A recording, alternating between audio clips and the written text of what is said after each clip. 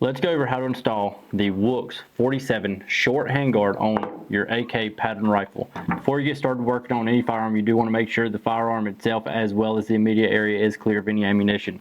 There's no magazine in this rifle. We're going to go ahead and check the chamber.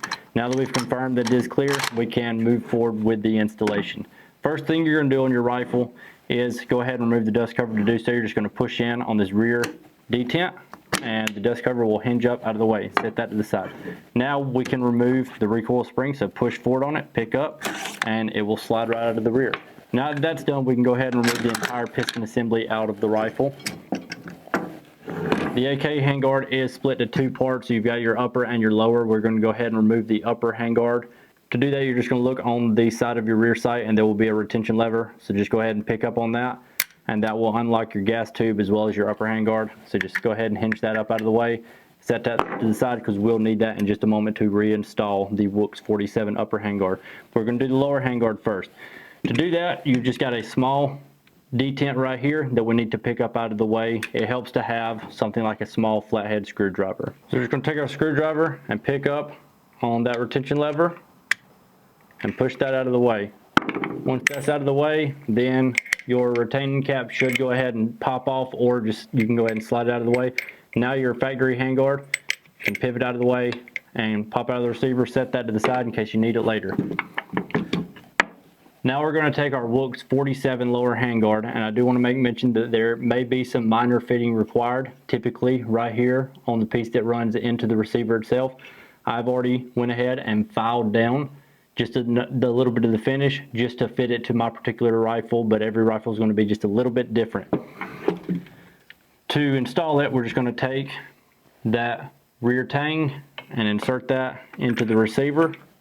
Make sure that it locks into place. Now we can take our retainer end cap and go ahead and slide that down in place, and take that lever and push it back forward and go ahead and lock it on.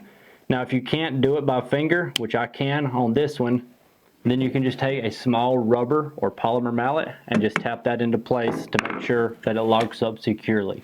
To install our WOOX 47 upper handguard on the gas tube, if you cannot twist the upper handguard off, then what you can do is take a adjustable wrench or a crescent wrench and go ahead and lock in the rear of the gas tube, or you can lock it into a vise, and then that upper handguard is just going to rotate 180 degrees and come off the bottom.